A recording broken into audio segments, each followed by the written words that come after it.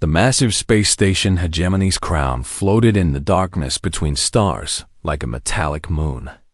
Its 50-kilometer diameter housed the most powerful beings in the galaxy. Inside its crystal chambers and metal corridors, 12 different alien species had gathered for an emergency meeting that would change everything. Speaker Zethkara stood at the center of the great chamber. Her body was made of living crystal that sparkled with inner light. When she moved, musical notes filled the air. She had lived for 3,000 years and seen countless worlds bow before the Galactic Council's power. Today felt different, though. Today, they faced something new. The other council members sat in their specialized seats around the circular room. The Vorak delegation floated in tanks of green liquid, their jellyfish bodies pulsing with thought. The Kethmori perched on metal branches, their 6 arms constantly moving as they calculated probabilities. The Zephyrians hovered as clouds of glowing gas, speaking through electronic translators. Each species was ancient, powerful, and completely sure of their place as the galaxy's rulers. The human situation has become unacceptable, Zethkara announced. Her crystal voice rang through the chamber like bells. For too long, we have watched these primitive creatures spread through space like a disease. Commander Vorak Prime's tank bubbled as he spoke. The humans appeared in our monitored space only 60 years ago. Their first faster-than-light ships were crude and barely functional. We classified them as a minor curiosity. That was our mistake, hissed General Kethel from his perch. We should have eliminated them then. Now they have established colonies in 17 star systems. Systems that belong to us by right of conquest. The holographic display in the chamber's center showed a map of the local galaxy arm. Blue dots marked human settlements scattered across what the Council considered their territory. Each dot represented millions of humans living on worlds the Council had claimed for future use. Their expansion must end, Zethkar declared. We have given them too much freedom, too much time. They have forgotten their place in the cosmic order. Admiral Vextar of the Hegemony Fleet spoke from his seat of black metal. His species looked like walking skeletons covered in dark armor. My scouts report that human ships have been detected near the Kepler mining worlds. They dare to approach our industrial centers. Impossible arrogance, spat Counselor Lysis, her snake-like body coiled around her floating platform. No species has challenged our authority in 800 years. The last ones who tried became extinct within a single solar cycle. The chamber filled with the various sounds of alien agreement. Clicking, humming, bubbling, and electronic tones all expressed the same sentiment. The humans had gone too far. Zethkara raised one crystal arm for silence. The time for warnings is past. Earth and its colonies represent a clear threat to galactic stability. If we allow this insolence to continue, other species might think they can defy us as well. She moved to the central console and activated the long-range communication array. The massive station's transmitters could send messages across half the galaxy in minutes. I will deliver their final ultimatum now. The other council members watched as Earth appeared on the main screen. The small blue planet looked harmless from space. White clouds swirled over green continents and blue oceans. It was hard to believe that such a peaceful-looking world housed a species causing so much trouble. Primitive children of Terra, Zethkar began, her voice being broadcast across space toward Earth. You will listen carefully to these words. They will be your last warning. She paused, letting the weight of the moment settle over the chamber. Every council member knew what came next. The same words had been spoken to dozens of species over the millennia. Some had been wise enough to surrender immediately. Others had fought and died. You have 72 standard hours to withdraw from all contested star systems. Your colonies in the Kepler, Vega, and Centauri sectors will be abandoned. Your ships will return to Earth's solar system and remain there. The crystal being's voice grew harder, more threatening. Furthermore, you will submit to council oversight. Your military will be disbanded. Your faster-than-light technology will be surrendered. You will accept relocation to designated reservation worlds where your species can exist under proper supervision. Commander Varak Prime bubbled with satisfaction. The same terms we offered the Altarians. They chose wisdom and still live as our servants. The Regelians were less intelligent, added General Kethel. Their homeworld is now a museum to the price of defiance. Zethkara continued the transmission. If you refuse these generous terms, the consequences will be absolute. Your homeworld will be sterilized by stellar fire. Your species will be eliminated from the cosmic record. Every human life will end within hours of our deadline passing. She gestured to the weapons display, showing the station's massive planet killer cannon. The weapon had ended the existence of 14 worlds over the past 2,000 years. It had never failed to reduce entire planets to glowing debris. This is not a negotiation, she concluded. This is your notification of reality. The Galactic Council has spoken. You have 72 hours to comply. The transmission ended, leaving the chamber in satisfied silence. The council members began discussing the expected outcome with the casual interest of beings who had performed this routine many times before. How long do you estimate before they surrender? Asked Council Advises. 48 hours, predicted the Zephyrian Collective through their translator. Humans appear to have some intelligence despite their primitive nature. I estimate 36 hours, countered Admiral Vextar. Once they analyze our fleet positions, they will realize resistance is impossible. Zethkara moved away from the communication console, her crystal body reflecting the chamber's lights. It does not matter. Whether they choose slavery or extinction, the human problem ends in 3 days. Outside the station, the Council's vast fleet maintained its patrol routes. 300 massive warships moved between the stars like metal predators. Each ship could destroy a city with a single blast. Together, they had conquered half the galaxy. The Council members began to disperse, returning to their quarters to wait for humanity's inevitable surrender. They had performed this dance of dominance so many times that the outcome seemed certain. Another upstart species would learn their place in the cosmic hierarchy. None of them noticed the small scanner readings on the edge of their detection grid. Tiny energy signatures that appeared for microseconds before vanishing again. The automated systems classified them as sensor errors and deleted the records. In 72 hours, they would learn exactly how wrong their assumptions had been. But for now, the Galactic Council was completely confident in their power and completely unaware that they had just made the greatest mistake in their 3,000-year history. The countdown to humanity's response had begun. 68 hours had passed since the Galactic Council delivered their ultimatum to Earth. The massive space station Hegemony's crown drifted through space as its alien crew waited for humanity's surrender. In the Great Chamber, Council members had gathered again to witness what they expected to be a simple formality. Speaker Zethkara stood at the central console, her crystal body gleaming with satisfaction. Around the circular chamber, the other council members had taken their positions. They spoke quietly among themselves, making casual bets about exactly how the humans would phrase their submission. I believe they will beg for mercy, said Commander Varak Prime from his liquid tank. Primitive species always do when they finally understand our power. Perhaps they will offer tribute, suggested General Kethel. Some species trying to buy their way out of extinction with rare metals or exotic technologies. The Zephyrian Collective hummed through their translator. Irrelevant.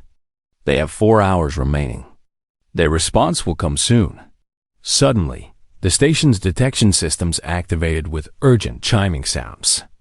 Red lights flashed across the tactical displays as something appeared on the edge of their sensors. A single ship had dropped out of faster-than-light travel directly in front of the massive council station. "Report," Zethkara commanded. The Kethmori tactical officer's 6 arms moved rapidly over his controls. "One vessel, human design. Length approximately 200 meters. Mass consistent with a small warship. No escort vessels detected." Admiral Vextar's skeleton-like face showed what might have been amusement. They sent one ship? Against the most powerful station in the galaxy? The human vessel appeared on the main viewing screen. It was sleek and white, smaller than any of the Council's fighters. Compared to the 50-kilometer diameter of Hegemony's crown, it looked like a tiny insect challenging a giant. "Receiving transmission from the human vessel," reported the communications officer. "Put it through," Zethkara ordered. "Let us hear their surrender." The screen changed to show the interior of the human ship's bridge. A woman in a dark blue military uniform stood at the center of the image. Her hair was gray, her face marked by years of experience. Behind her, through large windows, the blue and green sphere of Earth was clearly visible. "I am Admiral Sarah Chen of the United Earth Defense Force," the woman said. Her voice was calm and steady. "I represent the 7 billion human beings living on Earth and our colonies throughout this region of space." She paused and looked directly at the camera. Her dark eyes showed no fear, no doubt, no recognition of the overwhelming power aimed at her homeworld. "Honorable Council members," Admiral Chung continued, "we've received your message regarding the future of human space. We have considered your terms very carefully. We have analyzed your demands, discussed your ultimatum, and reached a unanimous decision among all human governments." Councilor Thizes leaned forward on her floating platform. "Finally, some sense from these primitives." Admiral Chun's expression did not change. "Our response to your ultimatum is this: no." The single word hung in the space between species like a physical object. For several long seconds, the council chamber remained completely silent. None of the alien leaders seemed to understand what they had just heard. "Did she say no?" whispered Commander Vorik Prime. "That is impossible," stated the Zephyrin Collective. "No species refuses our ultimatums." On the screen, Admiral Chun continued speaking, as if she had just commented on the weather instead of rejecting the demands of the galaxy's most powerful civilization. "Furthermore, we formally reject your claimed authority over human space, human colonies, and human affairs. Earth stands sovereign under its own government. Our settlements answer to their own elected leaders. Our ships travel where they choose under human command."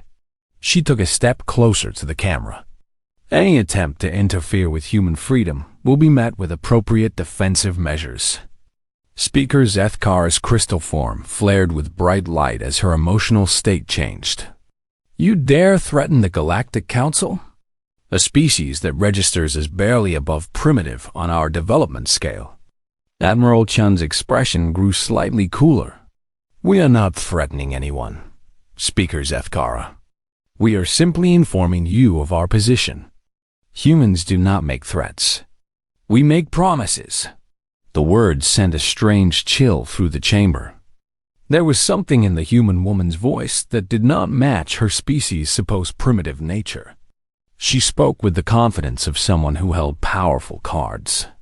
"Your arrogance is astounding," Zethkara replied. "You float there in your tiny ship, while the most powerful weapon in the galaxy aims at your homeworld. Do you not understand your situation?" "I understand it perfectly," Chun answered. "The question is whether you understand yours." Admiral Vextar's armor clanked as he leaned forward. "Explain your meaning, human." Chun glanced at something off-camera, possibly a tactical display.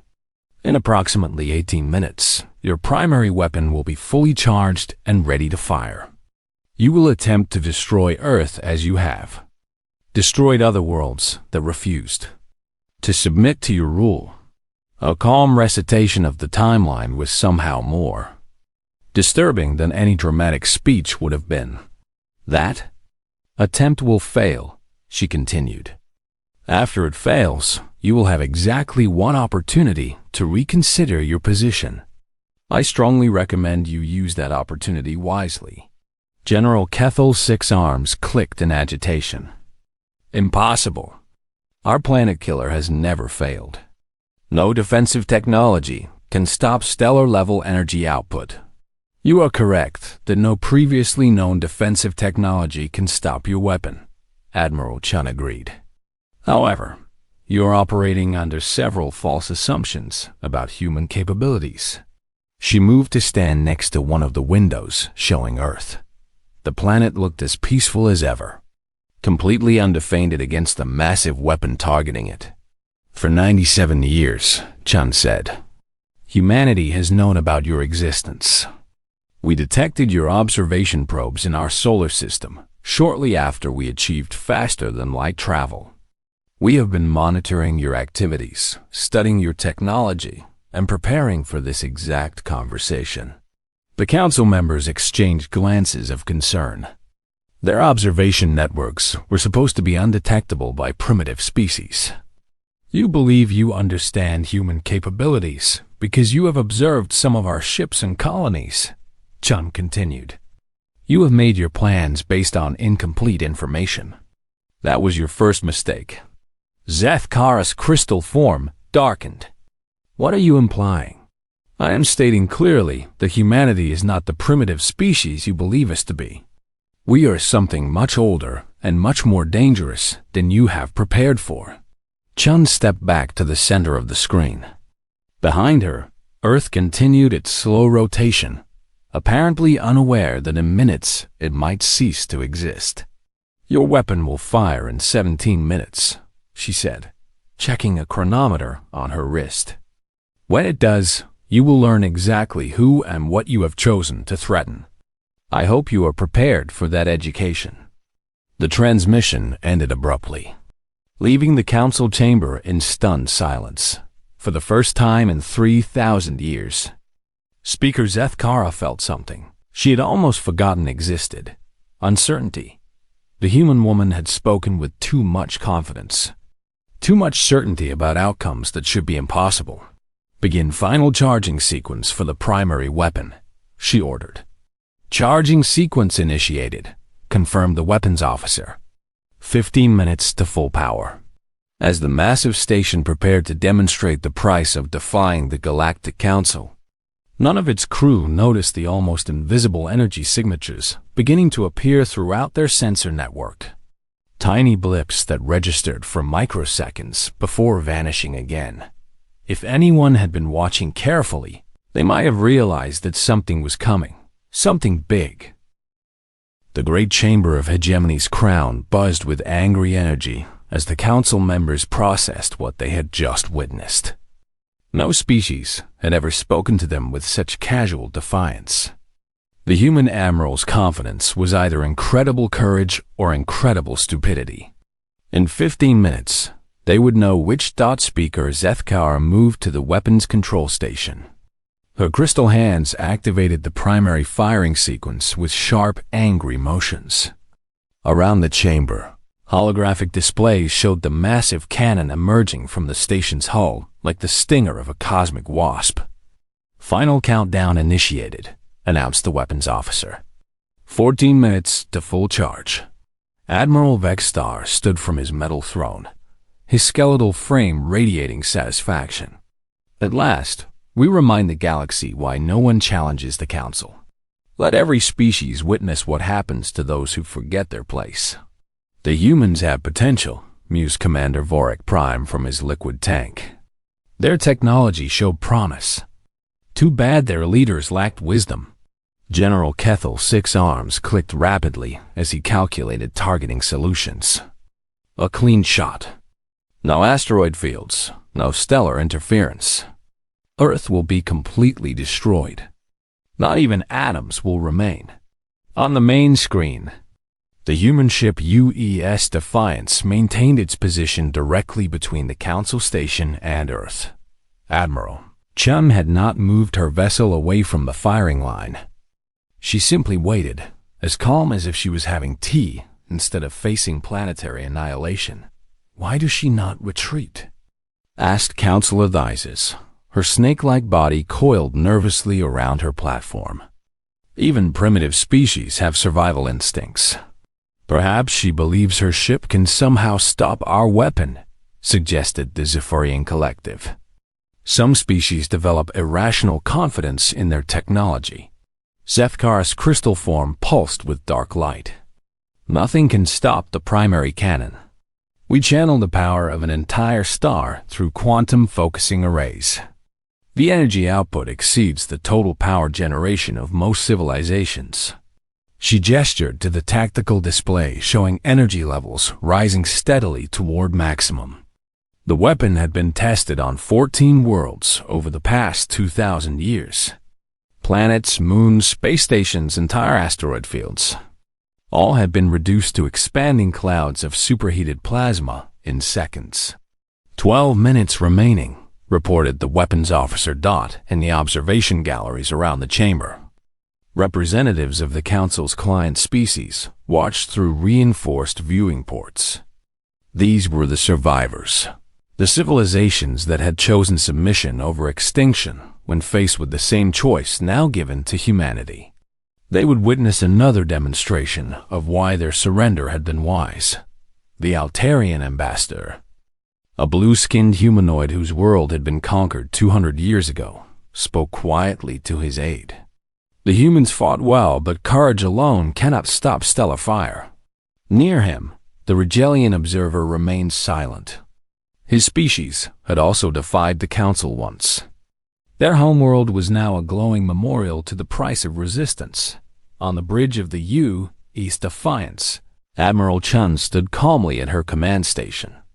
Her crew moved with practiced efficiency around her, showing no signs of panic despite the massive weapon charging in front of them.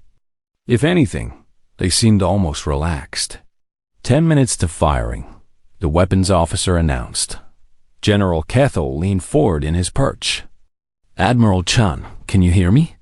The human woman appeared on screen again. "I can hear you, General. This is your final chance to surrender. Order your ship away from the firing line. Broadcast humanity's submission to the galaxy. Perhaps the Council will show mercy to your species."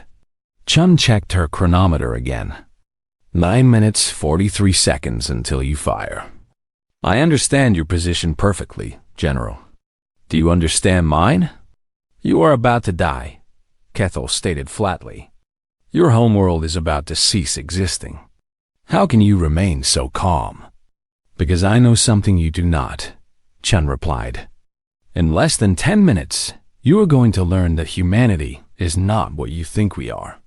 After that lesson, you will have one chance to reconsider your approach to human affairs." Commander Vorak Prime bubbled with frustration. "What could you possibly know that we do not? We have monitored your species for decades. We understand your capabilities. You understand what we have allowed you to see," Chun corrected. "There is a difference." Zethkar moved closer to the communication station. "Human Admiral, you speak in riddles because you have nothing else. Your species achieved faster than light travel only 60 years ago. Your most advanced weapons are primitive fusion devices. You have no defense against stellar-level energy."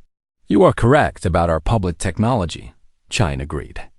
"However, you are making assumptions about our private capabilities." She gestured towards something off-screen. "Humanity has faced extinction many times in our history.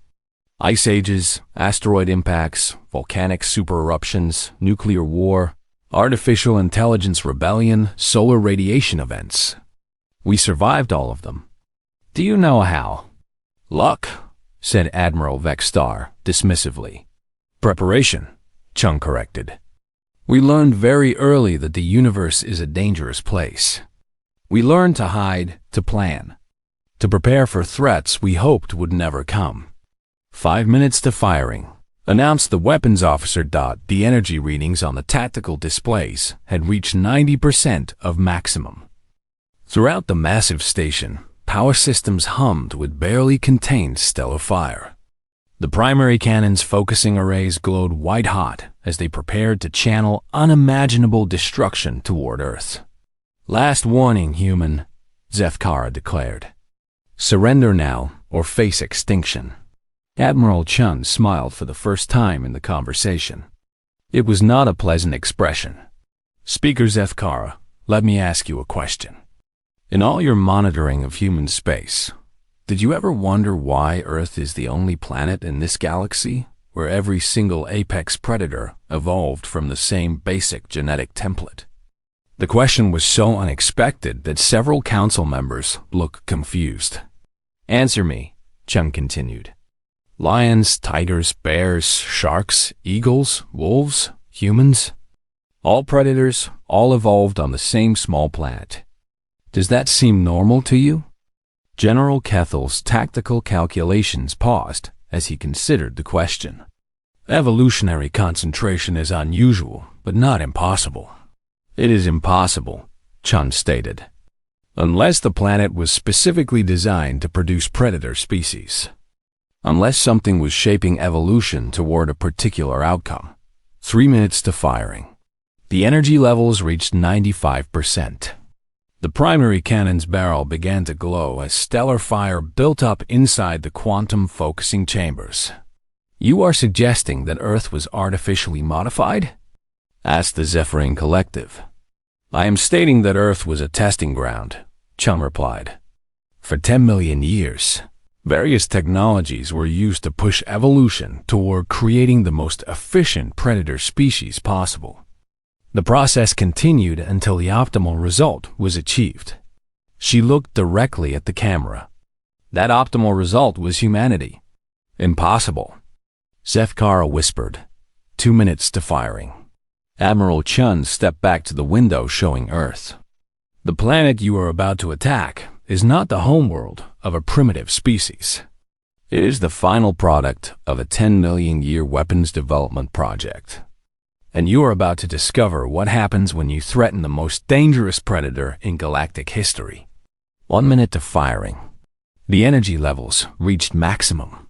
The primary cannon extended fully from the station's hull, its barrel now glowing like a star. Around the chamber, alien faces showed mixtures of anticipation and growing unease. 30 seconds. Chun raised her hand and spoke one final time. "Fire when ready. It is time for your education to begin." "Firing sequence complete," announced the weapons officer. Zefkara's crystal form blazed with triumph. "Fire." The primary cannon discharged with the power of a dying star. A beam of pure energy lanced across space toward Earth, carrying enough destructive force to vaporize continents in seconds. The shot was perfect, the targeting flawless. The power output exactly as designed, for exactly 4.7 seconds. The beam traveled toward its target at the speed of light. Then something impossible happened. The beam stopped, not deflected, not absorbed, not redirected. It simply terminated 10,000 kilometers from Earth's surface, as if it had struck an invisible barrier. The stellar fire that should have ended human civilization dispersed harmlessly into space. In the council chamber, every alien face showed the same expression of shocked disbelief. "That," said Admiral Chung calmly, "was lesson 1. The silence in the council chamber stretched like a physical thing.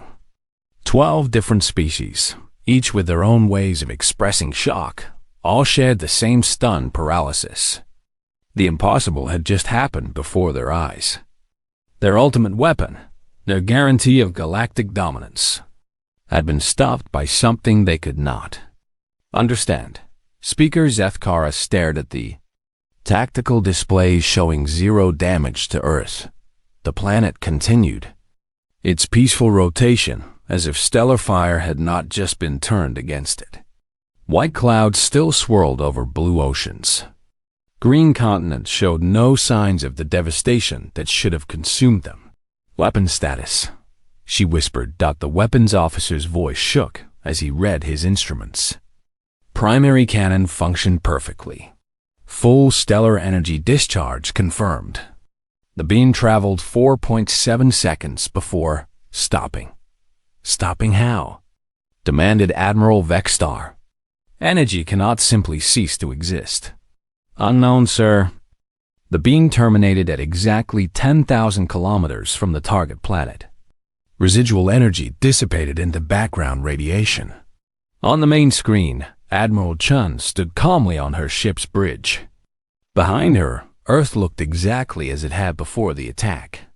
No scorch marks, no atmospheric disruption, no indication that the most powerful weapon in the galaxy had just been fired at it. Lesson 1, Chun said, her voice cutting through the shocked silence. Earth has been protected by defensive technology you do not understand for longer than your council has existed. General Kethel's 6 arms clicked frantically over his tactical controls. Run full spectrum analysis. Find a defensive system. There must be hidden installations, orbital platforms, something. Scanning, reported the sensor operator. No artificial constructs detected around Earth. No energy emissions consistent with defensive arrays. No explanation for the weapon failure. Commander Varak Prime's tank bubbled violently as his species equivalent of panic set in. This is impossible. Matter and energy follow universal laws. No technology can simply make stellar fire disappear. You are correct that this should be impossible based on your understanding of technology, Chun replied. Which brings us to lesson 2. Something in her tone made every alien in the chamber feel a chill that had nothing to do with temperature. Lesson 2 is that humanity does not make idle threats. Before anyone could ask what she meant, every alarm system on Hegemony's crown began screaming at once. Red warning lights bathed the chamber in crimson as proximity alerts. Energy spike detectors and tactical computers all registered the same impossible readings. Report. Zefkara shouted over the chaos. The Kethmori sensor officer's 6 arms moved like lightning over his controls. Energy signatures appearing throughout the system. Multiple contacts. Massive power readings. The main display changed to show the tactical overview of local space. Dots of light were appearing around the council station, around their fleet positions, around everything they considered secure. The dots multiplied rapidly, covering the screen like a spreading disease. How many ships? Admiral Vexstar demanded. Still counting, the sensor officer replied. His voice cracked with strain. Current total, 400 contacts. 500. 700. The numbers kept climbing as more human vessels became visible throughout the system. 1,000 contacts confirmed, the officer announced. Still detecting more. Council of Eyes coiled tighter around her platform. Where did they come from? Our deep space sensors showed nothing. They were already here, Chun explained from the screen. They have been here since before this conversation began. They have been watching you prepare to attack Earth. They have been waiting for my signal. General Kethel's tactical displays showed human ships surrounding every council asset in the system. This is impossible. We would have detected a fleet of this size. You detected what we wanted you to detect, Chun replied. Admiral, tell me something. In all your years of studying human space, did you ever wonder why our most advanced ships looked so primitive compared to your technology? The question hung in the air as more human vessels continued appearing on sensors. 1,500 contacts now confirmed, reported the sensor officer. The answer, Chun continued, is that we showed you our obsolete vessels. The ships you have been monitoring are our equivalent of training craft. Museum pieces we use to teach new pilots. She gestured towards something off-screen. The ships surrounding you now are from our actual fleet. On the tactical displays, the council officers could see that these human vessels looked nothing like the crude ships they had been observing. These were sleek, advanced craft that seemed to bend light around their hulls. They moved with impossible precision and showed energy readings that made the council's most advanced ships look primitive. 2,000 contacts, the sensor officer announced. His voice was barely a whisper. Admiral Vextar stared at his displays in growing horror. "How long have you been watching us?" 97 years, Chen replied without hesitation. "Since we first detected your observation probes in our solar system. We knew this conversation would happen eventually. We've been preparing for it since before most of your current leaders were born." The tactical situation was becoming clear to every council member. Human ships had surrounded not just Hegemony's crown, but every council vessel in the system. They had achieved perfect tactical positions without being detected until they chose to reveal themselves. "What do you want?" Sefkara asked. For the first time in 3,000 years, her crystal voice carried no authority, only fear. "We want to be left alone," Chun replied simply. "We want our colonies to grow in peace. We want to explore the galaxy without asking permission from self-appointed overlords." Commander Varrock Prime's tank sloshed as he moved in agitation. "And if we refuse?" Chun's expression became colder. "Admiral, let me explain something about human nature. We are not a young species that stumbled into space travel. We are an old species that learned to hide very well." She walked closer to the camera. "Earth has survived ice ages, asteroid impacts, supervolcano eruptions, our own nuclear weapons, artificial intelligence rebellions, and solar radiation events that should have sterilized our world 3 times over." The human admiral paused to let this information sink in. "We survived all of these extinction events, not because we were lucky, but because we learned to be the most dangerous thing in any environment we encountered. We learned to adapt, to plan ahead, to prepare for threats we hoped would never come." 3,000 contacts confirmed, whispered the sensor officer. Chine nodded as if she had expected this number. "For nearly a century, we've been studying you. We know your fleet positions, your weapon capabilities, your industrial capacity, your supply lines, your communication networks, and the exact loyalty levels of your member species." She gestured to her tactical display. "We know that the Altarians have been planning rebellion for 60 years. We know that the Regelian survivors have been secretly building ships in the outer asteroid belts. We know that 3 of your client species have already negotiated surrender terms with our diplomatic corps." The council chamber erupted in shocked voices as this intelligence was revealed. "Impossible," Council advisors hissed. "Our security networks are impenetrable." "Your security networks have been compromised since the day you installed them," Chun replied. "We wrote the code patches you downloaded last year. We built the quantum encryption systems you purchased from the Kefmori. We designed the sensor arrays that failed to detect our ships." Admiral Vextar's skeletal frame seemed to shrink. "How deeply have you infiltrated our systems?" "Admiral, the correct question is whether there is anything in your civilization that we have not infiltrated." The tactical display updated again, now showing over 4,000 human vessels distributed throughout Council space. The Galactic Council, as an institution that threatens human sovereignty, effectively ceased to exist the moment you fired on Earth, Chun announced. "Your fleets, your stations, your worlds continue to exist only because we choose to let them." Sefkar's crystal form had lost all its inner light. "What are your terms?" "You have 2 choices," Chum replied. "Choice 1. You acknowledge human sovereignty over human space. You withdraw your forces to your original territories. You never threaten human worlds again. You never attempt to impose your authority on us again. She paused. In exchange, we will pretend this conversation never happened. You can continue ruling your remaining territories as you see fit. And choice 2? General Kethel asked, though he seemed afraid to hear the answer. Chun's smile returned, cold and predatory. Choice 2.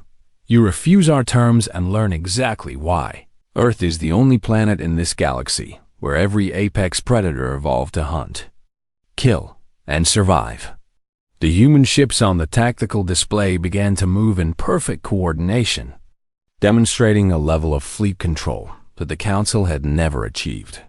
You have 24 hours to evacuate this system and broadcast your decision, Chun announced. Choose wisely. Humanity is feeling generous today, but our patience has limits. The transmission ended, leaving the Council chamber in absolute silence. Outside the viewports, human ships could now be seen with the naked eye, surrounding the massive station like hunters surrounding prey. 23 hours and 17 minutes after Admiral Chun delivered humanity's ultimatum, the Galactic Council's emergency session reconvened aboard Gemini's Crown. The great chamber that had once echoed with confident declarations of power now felt like a tomb. The 12 alien species that had ruled the galaxy for millennia sat in stunned silence, surrounded by the invisible presence of human ships that could destroy them at any moment. Speaker Zethkar stood at the central console, her crystal form dim and lifeless. Around the chamber, the other council members showed their own species' expressions of defeat. Commander Varak Prime floated motionless in his tank. General Kethel's 6 arms hung limp from his perch. The Zephyrian Collective barely glowed through their electronic translators. The time has come, Zethkar announced to the chamber. We must vote on humanity's terms. Admiral Vextar's skeletal frame creaked as he shifted in his throne. How did we miss this? How did they hide their true capabilities for so long? We saw what we expected to see, replied Councilor Dizes, her snake-like body coiled tightly with tension. A primitive species with crude technology. We never considered that they might be deliberately appearing weak. General Kethel accessed his tactical displays one more time.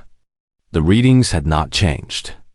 Over 4,000 human vessels remained positioned throughout Council space, each one showing energy signatures more advanced than anything in the Council's arsenal. Our intelligence networks have been analyzing their capabilities all night, he reported. The assessment is disturbing. He activated the holographic display showing fleet comparisons. Their smallest ships carry weapons equivalent to our heavy cruisers. Their largest vessels show energy outputs that exceed our battle stations. If this analysis is correct, any single human ship could destroy our entire fleet. Commander Vorak Prime bubbled weakly from his tank. But how? 60 years ago, they barely achieved faster-than-light travel. They have been planning this for nearly a century, Zethkar replied. While we watched their primitive ships and laughed at their crude colonies, they were building hidden fleets and developing technologies we cannot comprehend. The chamber fell silent again as the full scope of their miscalculation became clear. They had threatened a species that was not only capable of destroying them, but had been prepared for this exact confrontation for longer than most. Council members had been alive. There is another matter, General Kethel said quietly. Our client species have been responsive to the situation. He activated communications from across Council space. Messages had been pouring in throughout the night from the civilizations that served the Council. The tone of these messages had changed dramatically since humanity's demonstration of power. The Altarians formally request permission to open diplomatic relations with Earth. Kethel read from his display. The Rigelian survivors have declared their territories independent. The Centauri Alliance is asking for human protection against future Council aggression. Councilor Thizes hissed in frustration. In one day, They have undermined 3,000 years of careful dominance. They offered our client species something we never did, Zethkara observed. Hope, the possibility of freedom from our rule.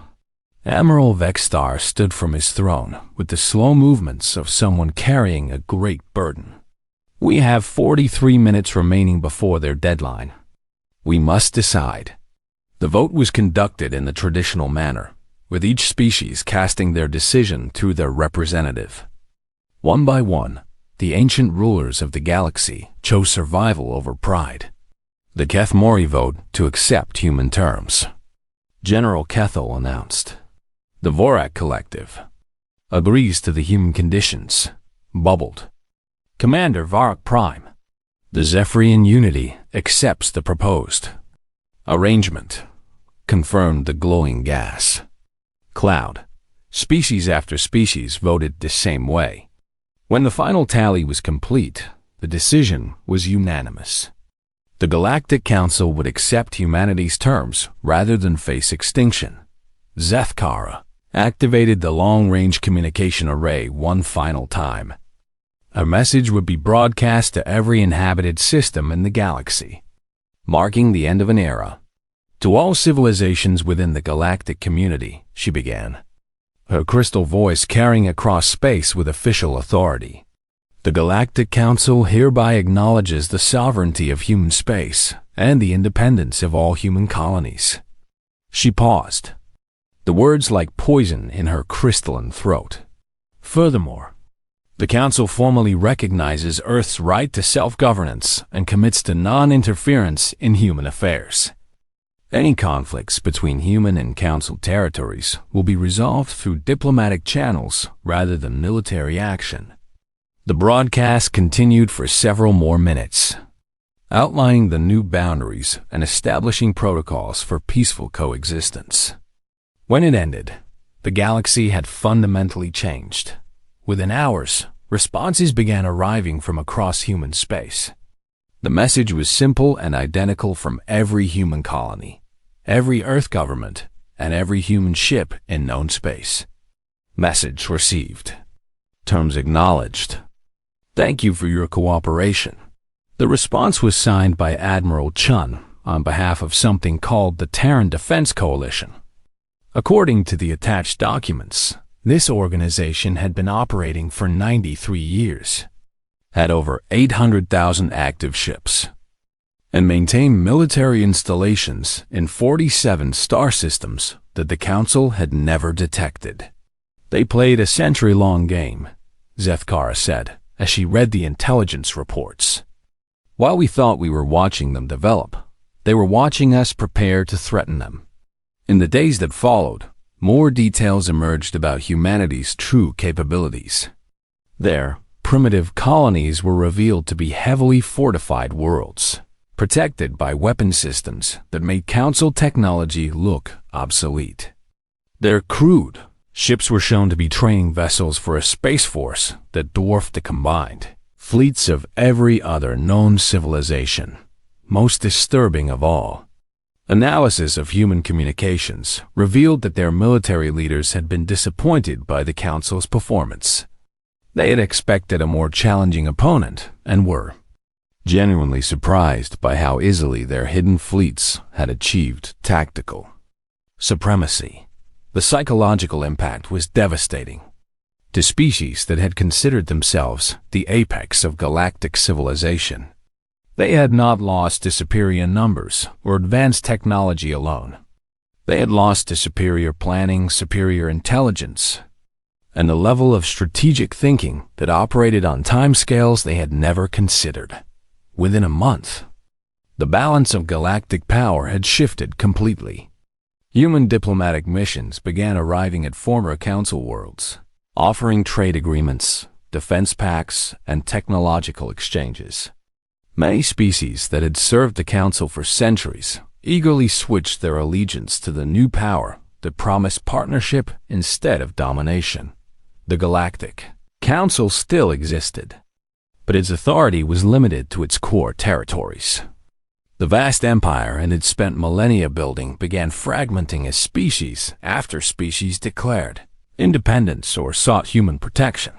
Hegemony's crown, once the symbol of ultimate power in the galaxy, was quietly relocated to a remote system where it could serve as the Council's new capital.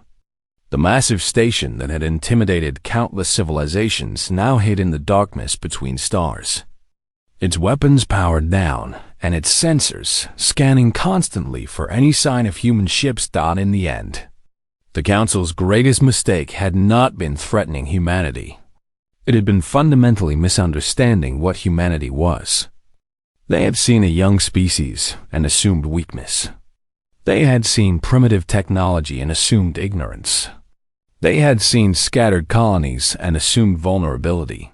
They had never considered that they might be looking at a civilization that had spent 10 million years learning to survive in a universe that kept trying to kill it.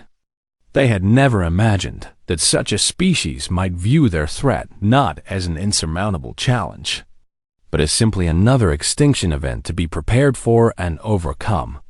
Admiral Sarah Chun had tried to warn them. She had told them they were operating under false assumptions.